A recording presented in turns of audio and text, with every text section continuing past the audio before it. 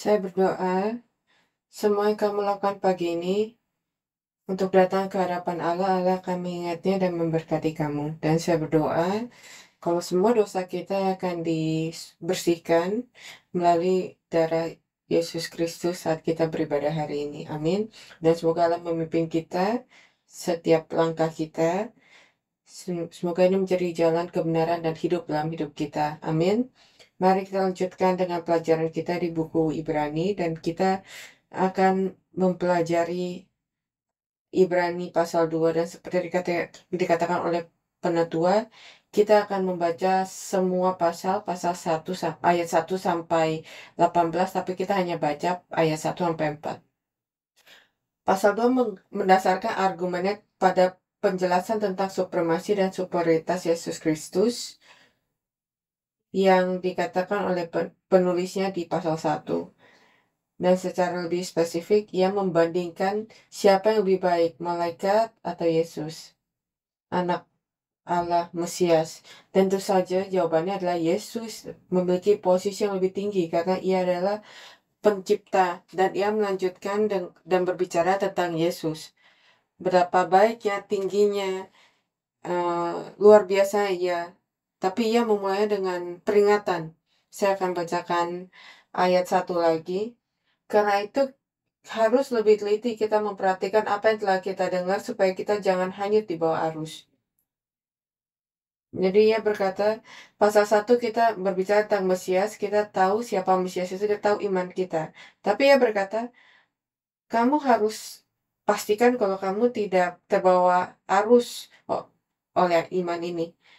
Tentang Yesus Kristus, semua orang tahu siapa Yesus Kristus kan. Semua yang datang ke gereja, semua yang mengakui kalau mereka ada orang Kristen, mereka tahu dan mereka percaya pada Yesus. Tapi dikatakan ada bahaya terbawa arus. Jadi ia berbicara tentang masalah iman yang terbawa arus, yang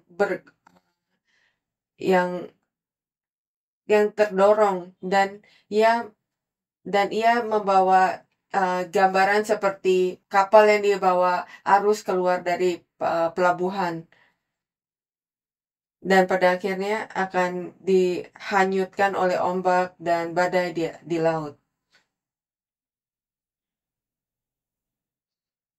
Dan ini adalah bahaya yang kita hadapi di akhir zaman. Seperti yang saya ulang-ulangi, Yesus berkata di Matius pasal 24, di akhir zaman, salah satu tanda di akhir zaman pada saat ia datang untuk menghakimi dunia. Apa yang akan terjadi terlebih dahulu? Akan ada perang, cerita, isu di dunia yang berbeda-beda, tapi tanda yang paling utama adalah orang akan berhenti beribadah pada Allah. Orang akan terbawa arus, orang akan diarahkan ke arah yang salah dan mereka akan kehilangan iman mereka. Jadi apa yang harus dilakukan orang Kristen untuk menjaga iman mereka? Itulah pertanyaan yang akan dijawab oleh penulis Ibrani pada hari ini. Apa yang bisa kita lakukan? Apa yang harus kita lakukan untuk menjaga iman kita? Ayat 1, saya akan baca lagi. Dikatakan, karena itu, kenapa? Supaya kita tidak terbawa arus dari iman kita terhadap Yesus Kristus. Apa yang harus kita lakukan? Kita harus lebih teliti lagi kita memperhatikan apa yang telah kita dengar. Apa yang telah kita dengar artinya apa? Kamu telah mendengarkan Injil kan? Kita telah mendengarkan firman. Kita tahu apa yang ada di kepala kita. Tapi ya katakan harus lebih teliti lagi supaya kita tidak terbawa arus. 2 Timotius 3 ayat 14. 2 Timotius pasal 3 ayat 14.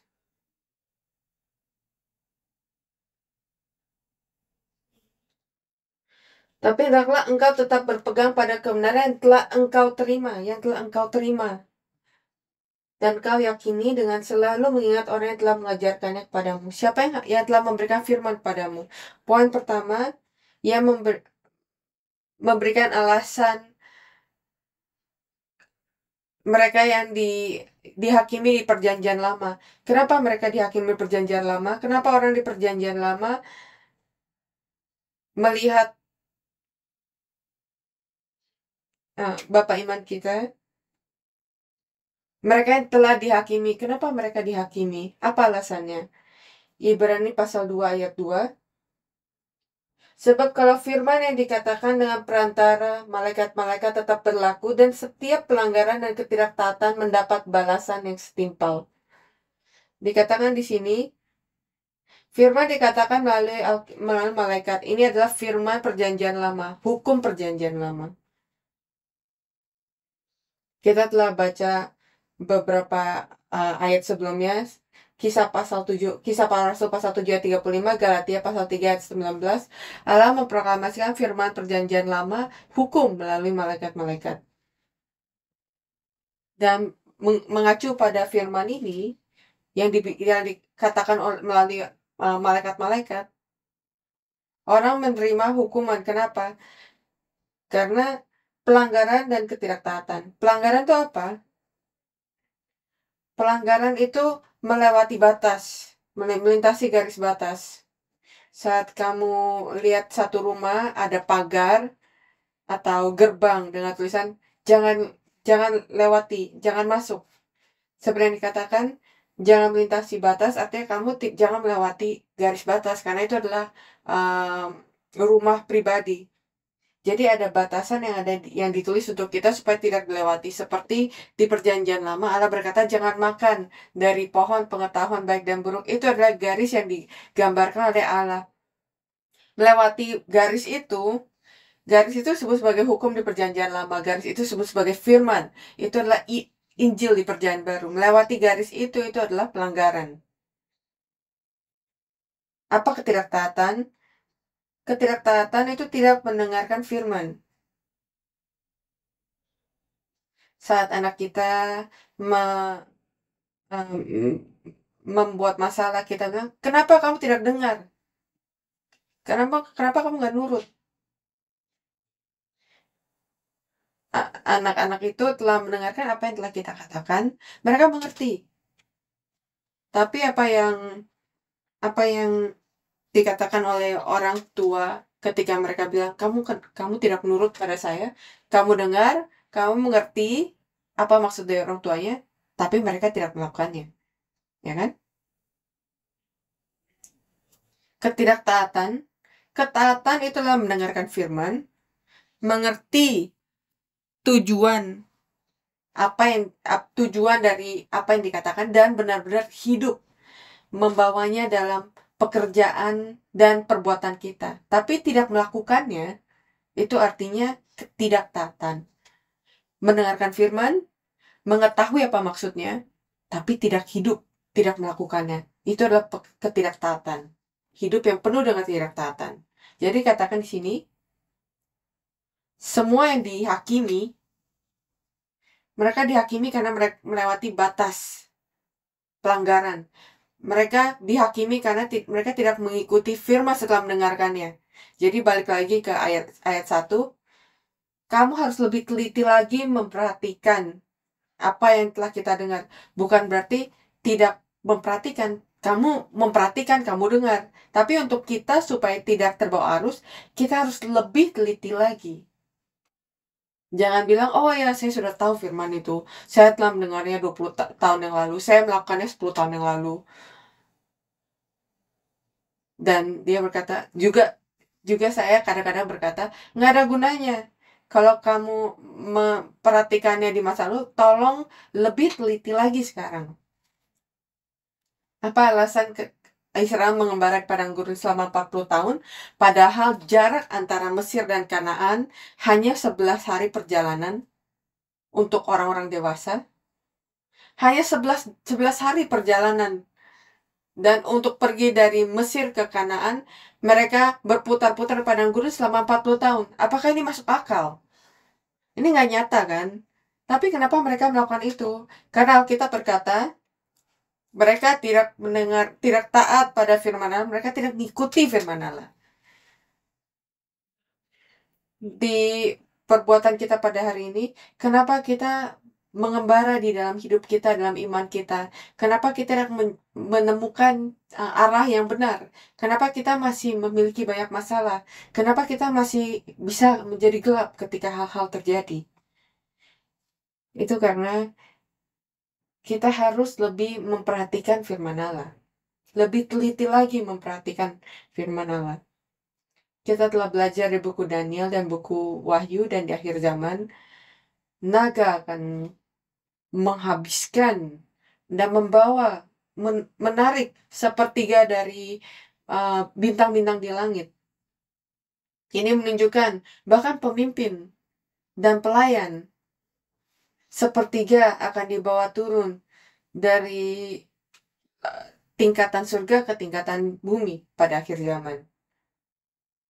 Akan ada banyak penipuan, tes, cobaan, kesulitan yang akan membawa orang-orang untuk melepaskan iman mereka. Saya benar-benar berdoa, dan mari kita berdoa bersama-sama. Tidak ada dari anggota gereja Zion yang bisa ditarik turun dari ekor naga merah di akhir zaman. Amin. Jadi apa yang harus kita lakukan?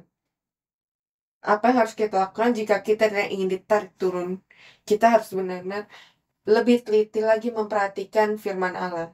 Ibrani pasal 2 sekarang menjelaskan tentang apa maksudnya itu.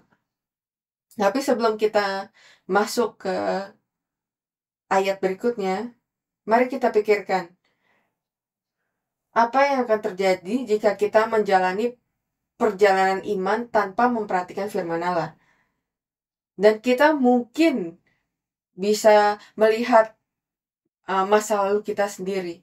Apa yang akan terjadi jika saya mengikuti melalui hidup iman saya, tapi tidak memperhatikan firman Allah? Apa yang akan terjadi? Itu pertanyaan pertama yang harus kita tanya pada diri kita sendiri. Apakah saya telah teliti memperhatikan firman Allah, atau saya hanya datang? Itu adalah pertanyaannya. Tidak peduli saya terus-menerus mengatakan ini 20 tahun, 30 tahun menjadi orang Kristen. Jika kita tidak teliti memperhatikan firman Allah, hasilnya mungkin sama aja. Yang pertama,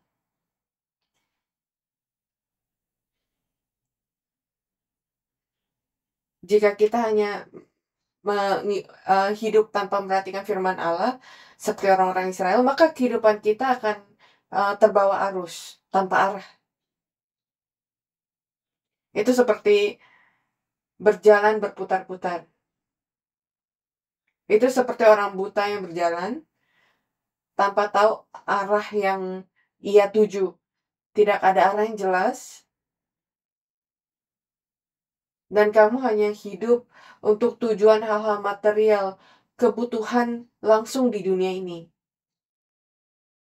Tapi tanpa kepuasan. Jika kamu tidak punya tujuan, maka kamu tidak bisa puas. Karena kamu tidak memenuhi apapun. Tidak ada arah yang jelas, tidak ada tujuan yang jelas. Kamu tidak bisa melihat kemanapun kamu pergi.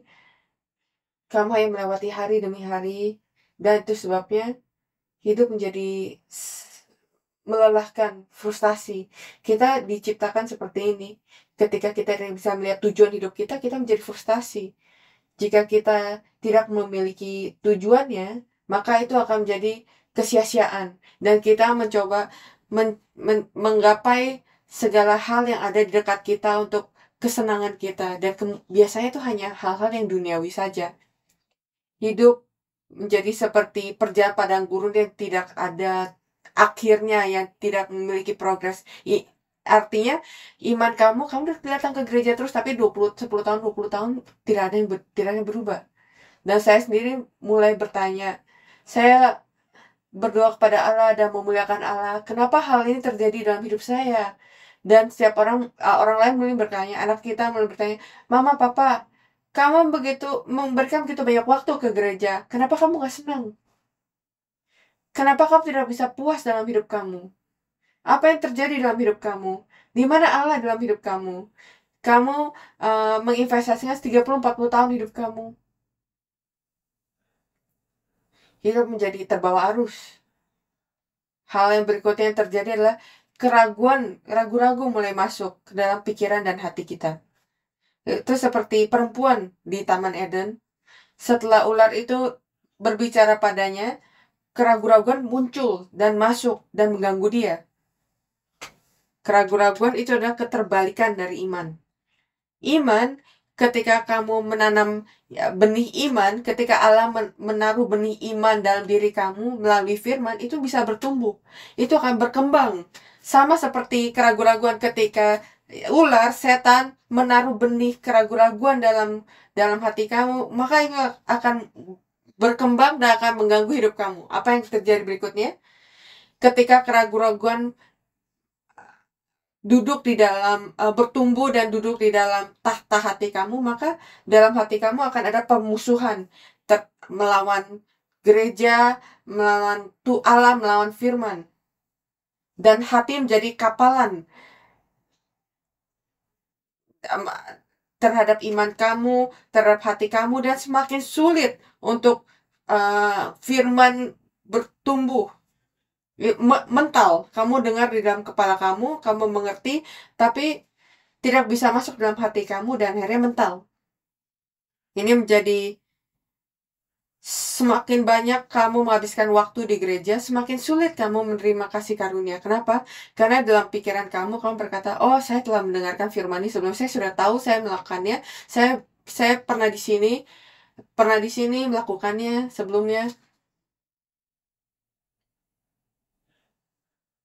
Dan hati seperti itu semakin mudah untuk digodai, semakin mudah dicobai, dan semakin gelap secara rohani.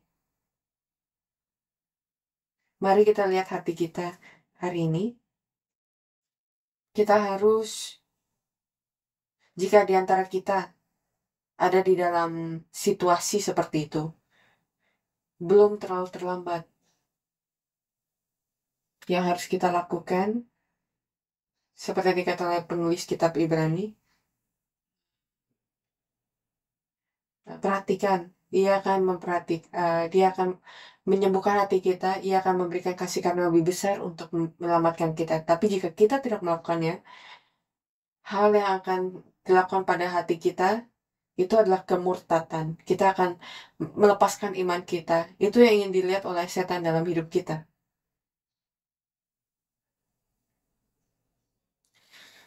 Jadi penulis Ibrani berkata, kita harus lebih teliti memperhatikan apa yang akan firman. Firman apa? Bagaimana kita lebih teliti memperhatikannya? Apa yang harus kita lakukan supaya kita bisa mendengar? Maka ia mengatakan ayat 3 itu, yaitu bagian kedua dari diskusi utama kita. Perbedaan antara hukum perjanjian lama dan Injil Kristus. Ibrani pasal 2 ayat 3. Bagaimanakah kita akan luput jikalau kita menyanyiakan keselamatan yang sebesar itu? Ia mengatakan firman Kristus sebagai keselamatan yang besar, yang mula-mula diberitakan oleh Tuhan dan oleh mereka yang telah mendengarnya kepada kita dengan cara yang dapat dipercayai. Jadi keselamatan diberikan kepada kita. Jadi kita benar-benar harus memperhatikan bagaimana penulis ini menggambarkan, memperhatikan firman yang kita dengar. Jadi memperhatikan bukan hanya mendengarkan, tapi ini langkah berikutnya, memperhatikan terhadap apa yang telah kita dengar. Di ayat 3 dia menekankan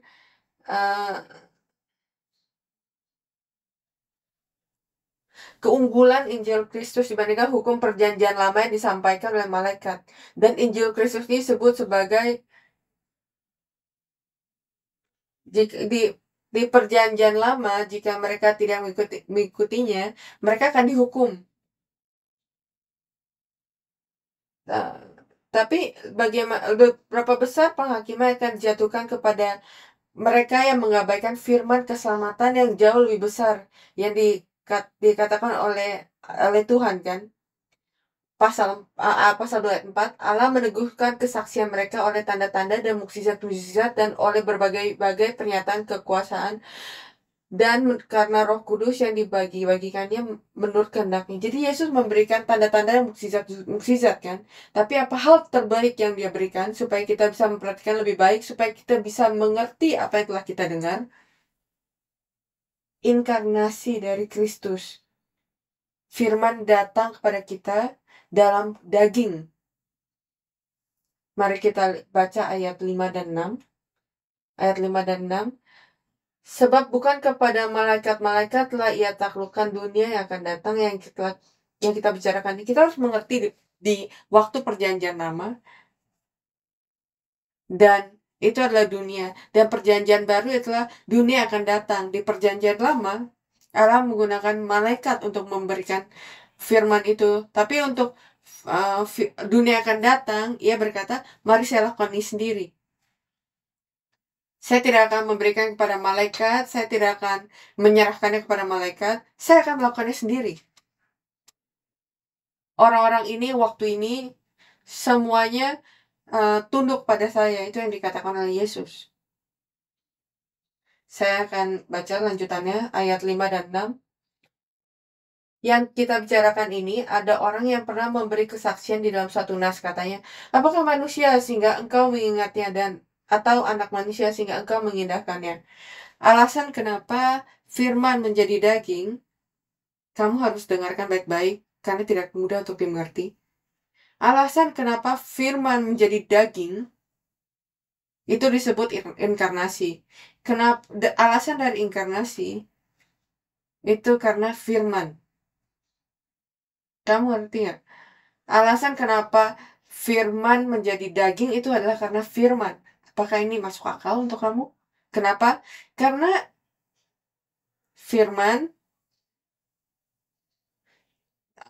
perjanjian diberikan oleh Bapa untuk menggenapinya. Yesus, yaitu firman itu, harus datang dalam daging. Juga ia menjadi daging supaya kita bisa menerima firman, sehingga kita bisa mengerti firman. Itu satu-satunya cara supaya kita bisa menerima firman, mengerti firman, dan masuk ke dalam kerajaan Tuhan, kerajaan Allah. Ketika Allah memperhatikan jemaatnya di Mesir dan datang kepada mereka, Allah datang kepada mereka karena ia mengingat perjanjian dia dengan Abraham, Ishak, dan Yakub. Ia turun kepada mereka karena firman-Nya sendiri. Yesus, yaitu firman itu sendiri, datang kepada kita karena firman-Nya. Sekarang, ini adalah rahasia. Pada akhirnya, ia datang untuk menyelamatkan mereka yang memiliki firman. Kita tidak bisa melihatnya, tapi di dalam mata Allah, ia tahu siapa yang memiliki firman, siapa yang berpegang pada firman, dan mereka adalah mereka yang secara rohaniat telah dimateraikan oleh Allah, dan ia akan datang kepada mereka kepada mereka untuk menyelamatkan mereka. Apakah kita memiliki firman itu? Jika kita tidak memiliki firman itu, kita harus khawatir kan pada akhirnya. Dan kita sedang hidup di akhir zaman. Apa yang ia lakukan untuk keselamatan itu? Ayat 7 dan 8. Namun engkau telah membuatnya untuk waktu yang lebih singkat sedikit lebih rendah daripada malaikat-malaikat. Kau ingat kalau Yesus menciptakan malaikat, ia lebih tinggi dari malaikat. Tapi dikatakan, namun engkau telah membuatnya untuk waktu yang singkat sedikit lebih rendah daripada malaikat-malaikat dan telah memahkotainya dengan kemuliaan dan hormat. Segala sesuatu telah engkau ditaklukkan di bawah kakinya. Sebab dalam menaklukkan segala sesuatu kepadanya tidak ada suatu pun yang ia kecualikan yang tidak takluk kepadanya. Tapi sekarang ini belum kita lihat bahwa segala sesuatu telah ditaklukkan kepadanya. Jadi ia menaruh Yesus berkuasa atas segala sesuatu yang harus diselamatkan. Dan tidak ada yang tidak diselamatkan, tidak memberikan dia kekuasaan. Di bawah, lebih rendah daripada malaikat itu adalah inkarnasi ke dalam tubuh yang bisa binasa. Di bawah malaikat, walaupun ia menciptakan mereka. Ia melakukan itu karena turun dari surga ke bumi ini, dan dari bumi ini ke kayu salib lebih rendah lagi, dan lebih rendah lagi menuju kematian, ke dalam makam. Itu adalah satu-satunya cara untuk ia bisa memberikan kita firman-Nya. Ia berkata, tolong perhatikan hal itu. Lebih teliti lagi. Perhatikan kalau ia datang kepada kamu. Kamu mendengar kalau ia telah datang. Tapi tolong lebih perhatikan. Mungkin kamu bisa melihat dia. Perhatikan. Kamu bisa mengerti kenapa ia datang. Dan apa yang telah ia lakukan. Apakah kamu telah bertemu firman? Apakah kamu telah bertemu firman yang telah datang kepadamu? Apakah ia datang kepadamu? Apakah kamu telah bertemu dengannya? Rasul Paulus tidak pernah bertemu dengan Yesus secara fisikal ya, tapi ia telah bertemu dengan secara personal. Apakah kita telah bertemu dengan Tuhan kita Yesus Kristus? Perhatikan lebih dekat lagi. Kita tidak berbicara atau belajar secara akademis. Firman yang kita dengar, firman yang telah kita pelajari, perhatikan lebih dekat lagi, lebih teliti lagi. Karena ini bukan hanya pengetahuan, bukan hanya logis. Jika kamu memperhatikan lebih teliti, maka ia menjadi nyata. Kecuali firman menjadi nyata di dalam hidup kamu, iman ini mungkin tidak akan nyata. Ayat 9, tetapi dia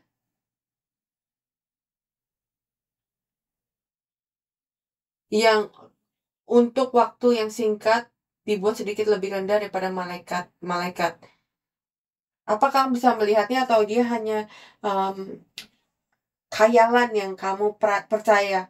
Apakah kamu melihat? Dalam bahasa Inggris ada kata lihat, di dalam bahasa Indonesia nggak ada. Apakah kamu melihat karena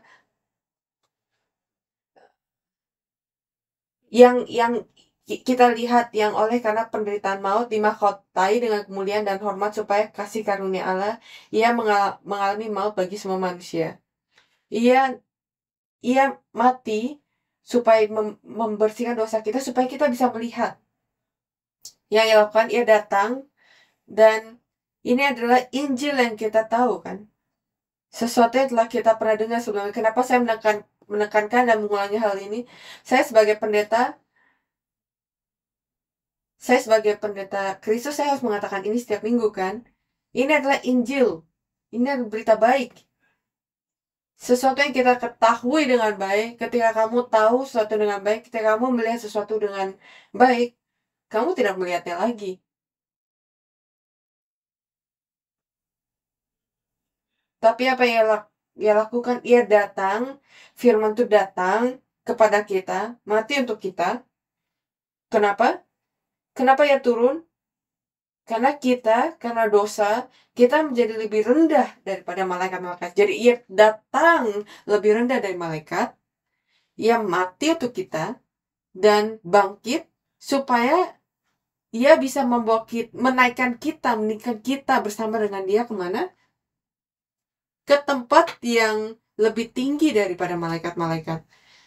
Sekarang kita fokus memperhatikan dan tidak kehilangan pandangan terhadap dia dan berpegang pada firman ini, dan pada saat ia pergi naik di atas malaikat, ia akan membawa kita lebih tinggi daripada malaikat. Amin. Itu yang dikatakan olehnya di Ibrani pasal 1. Mari kita baca di Ibrani pasal 2 ayat 10-11. Sebab mereka memang sesuai dengan keadaan Allah yang baginya dan olehnya segala sesuatu dijadikan, yaitu Allah yang membawa banyak orang kepada kemuliaan. Membawa banyak orang kepada kemuliaan. Juga menyempurnakan Yesus yang memimpin mereka kepada keselamatan dengan penderitaan. Sebab ia yang menguduskan dan mereka yang dikuduskan. Ia yang menguduskan, Yesus Kristus. Mereka yang dikuduskan. Siapa mereka? Kamu dan saya. Sebab ia yang menguduskan dan mereka yang dikuduskan, mereka semua berasal dari satu. Amin. Karena ia datang kepada kita, sekarang kita bisa berkata, Yesus, Bapamu adalah Bapa saya. Itu sebabnya ia tidak malu menyebut mereka saudara. Menyebut kita saudara. Amin. apakah dosa kita tetap ada atau telah dibersihkan? Ia membersihkan dosa kita supaya ia bisa menyebut kita saudara. Supaya kita bisa menyebut Bapa di surga sebagai Bapa kita. Jadi Yesus tidak malu menyebut kita seperti ini. Betapa besarnya kasih karunia dan berkat ini. Ia datang, ia mati untuk kita, dan ia berkata, saya tidak malu untuk menyebut kamu saudara. Itu adalah kasih. Satu-satunya cara untuk Yesus menyebut kita manusia yang berdosa, saudara. Satu-satunya cara untuk membersihkan kita secara logis. Mari saya tanyakan pada kamu, ketika sesuatu yang bersih dan menyentuh sesuatu yang kotor, apa yang akan terjadi? Ketika tangan kamu yang bersih menyentuh hal yang kotor, apa yang terjadi? Yang bersih menjadi kotor. Itu hal yang logis, yang science kan. Itu adalah itu yang dikatakan hukum di perjanjian lama. Kamu menyentuh hal yang kotor, kamu tidak bisa masuk ke tempat kudus karena kamu menjadi kotor. Mari saya katakan, saya tanya kamu, Yesus yang bersih menyentuh kita yang kotor, apa yang akan terjadi? Bersih menjadi kotor atau kotor menjadi bersih? Kotor menjadi bersih. Yesus datang untuk mengubah logik itu. Itu adalah perbedaan antara hukum perjanjian lama dan Injil Kristus di perjanjian baru. Ia menyentuh kita yang kotor dan kita menjadi bersih. Kenapa? Karena seperti spons, ia mengambil semua dosa kita, penyakit kita, kesakitan kita, hukuman kita, dan ia membawanya dan menjadikannya milik dia. Itu sebabnya ia harus mati di kayu salib. Itu yang dikatakan di Yesaya pasal 53. Saya bacakan ayat 4 dan 5. Tetapi sesungguhnya penyakit kita lah yang ditanggungnya dan kesengsaraan kita yang dipikulnya. Padahal kita mengira dia kena tulah, dipukul dan ditindas Allah. Tetapi ia tertikam oleh karena pemberontakan kita. Dia diremukkan oleh karena kejahatan kita. Ganjaran yang mendatangkan keselamatan bagi kita ditimpakan kepada oleh bilur-bilurnya kita menjadi sembuh. Jadi apakah ia kotor? Ia mengambil dosa kita dan ia membersihkannya melalui salib. Karena ia melakukan itu, ia berkata ia tidak malu menyebut kita sebagai saudaranya. Semoga kita memperhatikan lebih teliti lagi atas firman ini untuk ia yang datang dan turun untuk kita. Dia berkata, saya ingin ditemukan oleh kamu. Nuh menemukan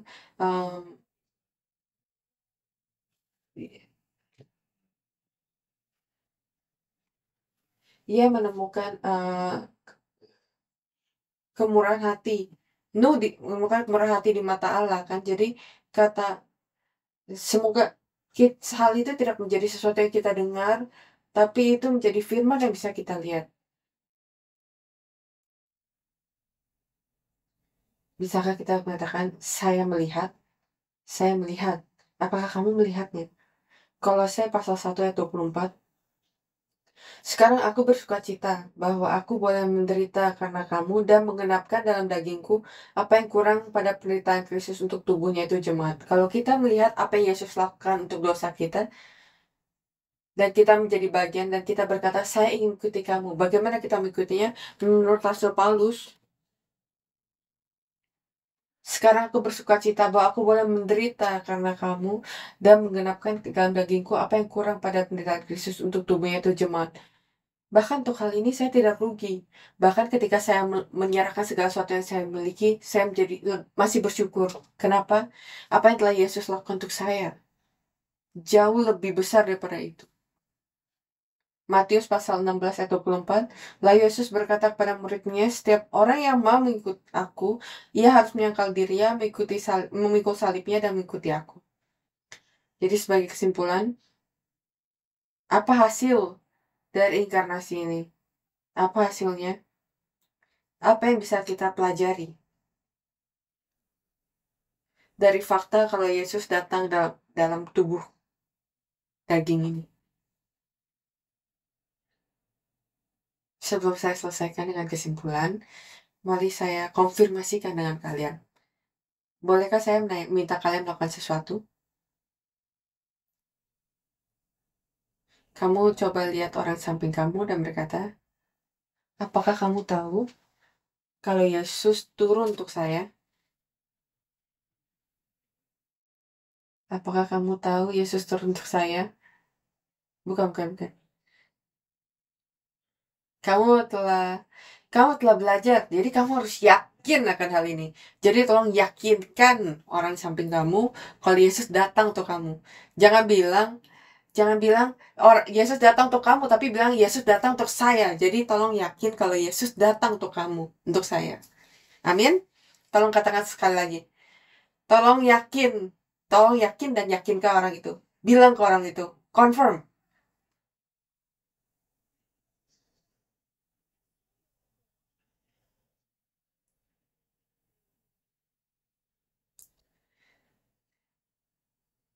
Kamu baru saja bersaksi dengan bibir kamu, walaupun di dalam hati kamu tidak 100% yakin, kamu telah bersaksi, dan saya percaya kalau kesaksian itu akan menjadi kepercayaan untuk kamu, keyakinan kamu. Yesus datang untuk saya. Dan sekarang, mari kita tidak tidak membiarkan itu bertahan di kepala, di sini di kepala. Besok Senin mulai, ya. Saya berdoa kamu bisa melihat Yesus, memperhatikan dengan teliti tentang hal-hal kehidupan kamu. Apa yang kamu dengar? Kamu telah baru saya dengar hari ini. Kamu ya dengar. Sekarang kita harus melihat. Saat kita melihat, kita harus ingat ini. 3-4 ayat terakhir ini. Yang pertama, Ibrani pasal 2 ayat 14. Hasil dari inkarnasi. Pasal 2 ayat 14. Mari kita baca bersama-sama. Mulai. Karena anak-anak itu adalah anak-anak dari darah dan daging, maka ia juga menjadi sama dengan mereka dan mendapat bagian dalam keadaan mereka, supaya oleh kematiannya ia memusnahkan dia, yaitu iblis yang berkuasa atas maut. Jadi, ia berkata, ia melumpuhkan iblis yang mempunyai kuasa maut. Jadi kita percaya iblis yang punya kuasa maut atas hidup kamu sekarang sudah lumpuh, sudah tidak berkuasa karena apa yang telah dilakukan oleh Yesus. Apakah kamu tahu kebenaran ini? Ini adalah Injil kebenaran. Kita tahu, tapi yang saya katakan, mulai besok, mulai Senin, mari kita ingat, iblis tidak memiliki kekuatan atasmu lagi. Iblis yang biasanya membuat kamu berdosa tidak memiliki kekuasaan dan otoritas memberitahukan apa yang harus kamu lakukan. Yang kedua, ia membebaskan mereka yang menjadi budak karena takut atas kematian. Karena takut atas kematian, kita melakukan apa yang kita lakukan. Seringkali, banyak orang di dunia ini, karena ketakutan atas dosa ini, atas kematian ini, kita melakukan apa yang kita lakukan. Tapi jika ketakutan ini telah disingkirkan, tidak ada lagi ketakutan, maka hidup kita, tujuan kita mungkin akan berubah. Kamu tidak menjadi budak kematian lagi. Bebas. Bebas untuk memuliakannya. Bebas untuk pergi melawan apa yang dikatakan oleh iblis. Melawan apa yang dikatakan oleh dunia. Bebas untuk melewati dosa yang menangkap kamu, bebas dari depresi, bebas dari kegelapan, dari pengalaman masa lalu, trauma, bebas. Kamu tidak dibawa perbudakan lagi. Ayat 15-16.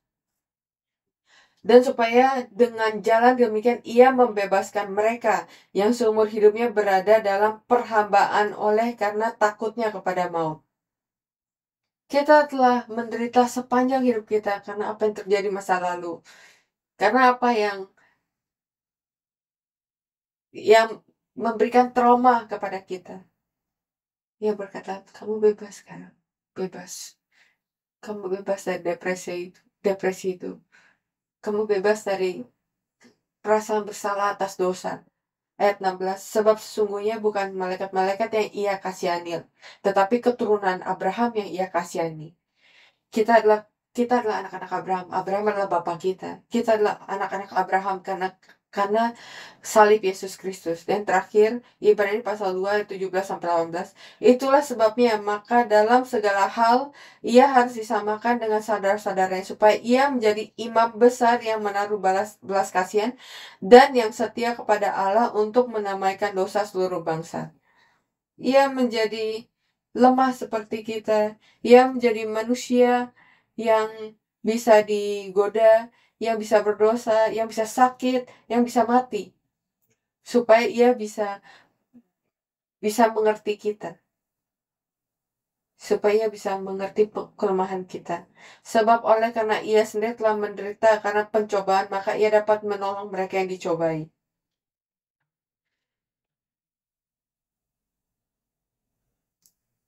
Ia tidak berkata kalau kita tidak akan dicobai. Kita tetap akan dicobai. Tapi ingat, kamu sudah bebas. Kamu bebas untuk tidak taat kepada setan, iblis. Kita bebas untuk keluar dari rantai dan perhambaan itu. Dan kita bisa bilang ini kepada Yesus karena ia mengerti kita. Kita bisa datang kepada Yesus karena ia mengerti dosa kita dan kelemahan kita. Mari kita perhatikan lebih teliti lagi dalam hidup kita. Apa yang kita dengar. Supaya kita bisa melihat Yesus. Mari kita berdoa. Allah Bapa, kami bersyukur karena Engkau mengirimkan kepada kita Yesus Kristus, firman dalam daging. Walaupun kita tidak melihat dalam daging seperti Rasul Paulus, kita percaya melalui Roh Kudus kita bisa bertemu denganmu. Dan kami bisa melihat kamu. Izinkan kami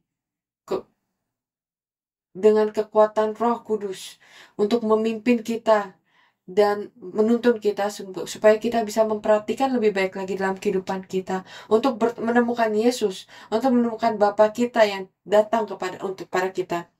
Bahkan hari ini, setiap hari, setiap saat. Izinkan kita untuk memperhatikan lebih baik, untuk mengerti kalau Engkau bersama dengan kita.